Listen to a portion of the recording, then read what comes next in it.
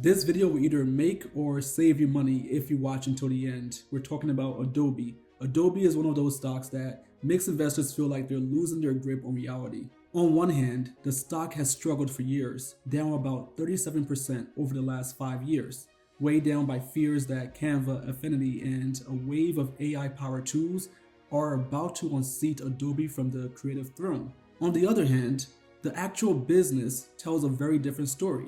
Revenues keep growing at around low double digits, profits have expanded, operating cash flow remains strong, and Adobe continues to entrench itself not just in creativity but in enterprise marketing and digital experiences.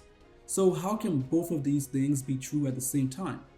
And more importantly, what does that disconnect mean for investors trying to understand Adobe's future in an AI-first world? That's what we're breaking down today. So if you enjoyed this video and you find it helpful, do me a big favor. Like the video and subscribe to the channel. It costs you nothing and it will help me reach my next goal of reaching 10,000 subscribers. And it will be your vote for more videos like this. Thank you again, and now back to Adobe. What Adobe actually does. Most people think of Adobe as Photoshop, Illustrator, and Premiere Pro. And yes, those tools sit at the core of Creative Cloud, which remains Adobe's largest and most visible business. But Adobe today is far more than a bundle of creative apps. The company operates across three major pillars. First is Creative Cloud, which powers everything from professional photo editing and graphic design to video production and animation. These tools dominate professional workflows across agencies, studios, and in-house creative teams. Even a mention of its competitor Canva garners laughs. I've experienced this in my own life. I use Canva, but I have a friend who is a professional designer, and when I tell her about Canva, she laughs, she scoffs, she says that is not for professionals. But we'll get back to Canva soon. Second is Document Cloud, built around Acrobat and PDF workflows. This is the quiet workhorse of the business, powering document creation, editing, signing, and enterprise compliance. It may not be flashy, but it's deeply embedded in how businesses operate. Third, and often overlooked, is digital experience. This is Adobe's push into marketing, analytics, personalization, and commerce. These tools help companies not just create content, but deploy it, optimize it, and tie it directly to revenue outcomes. When you zoom out, Adobe isn't just selling creative tools, it's selling infrastructure for how digital content is created, managed, distributed, and monetized. Now, let's talk about the bear case. The bear case in one sentence. The bearish argument against Adobe is simple. Design tools are getting easier, cheaper, and more automated. Canva lets anyone design a brand in minutes. Affinity offers powerful tools without subscriptions. AI can now generate images, videos, layouts, and copy at a click of a button. If creativity is being commoditized, then why should Adobe continue to command premium pricing and premium valuations? That fear has driven much of the pessimism around the stock, but it misses something critical. Adobe's moat existed before AI. Adobe's moat was never just about having the best individual tools. It was about owning the workflow. Professional creative work doesn't happen in isolation. Files move between people, assets move between tools, projects evolve over weeks or months. Brands require consistency, governance, versioning, approvals, and collaboration. Adobe built an ecosystem that connects all of that. From shared libraries and file formats to integrations across apps to enterprise-grade administration and compliance, Adobe became deeply embedded in how organizations actually function. That creates real switching costs, not emotional ones, but operational ones. Replacing Photoshop isn't hard. Replacing an entire creative and marketing workflow across a global organization is. The moat didn't disappear just because generative AI showed up. AI, a threat and advantage at the same time.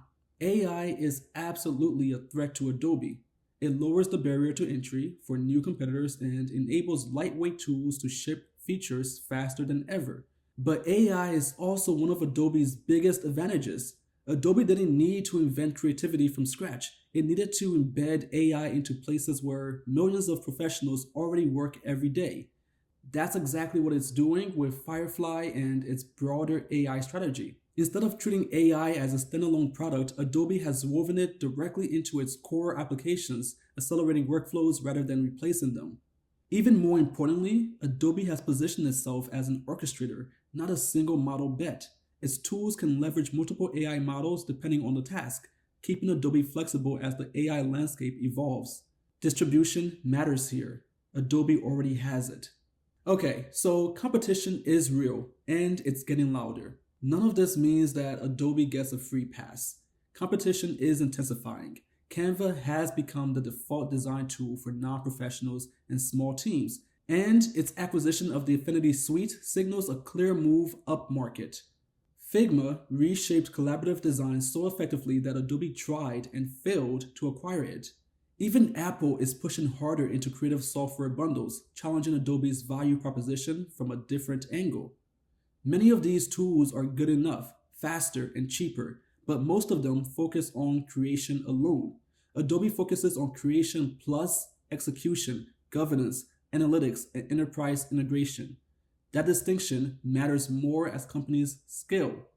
Fundamentals versus the stock price. Here's where the disconnect becomes obvious.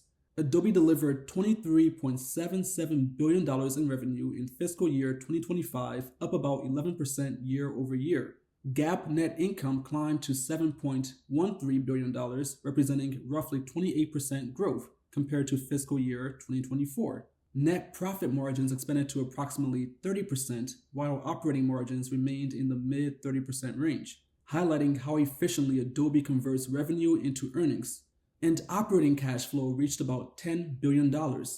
By almost every traditional metric, this is a highly profitable, still growing software business. Yet, the stock has been punished. This isn't the market saying Adobe is broken.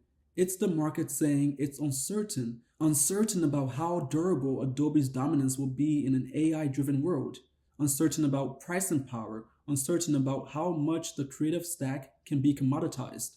So the multiple compressed, even as the business kept performing. How investors should think about Adobe's future. The bullish case for Adobe is straightforward.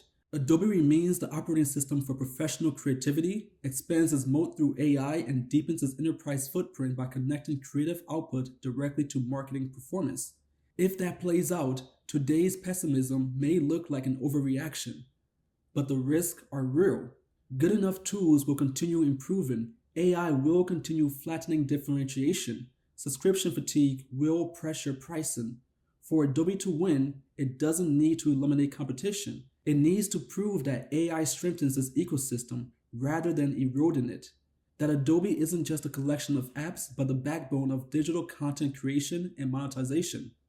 If that's true, then the gap between the stock price and the business really may not be a warning sign.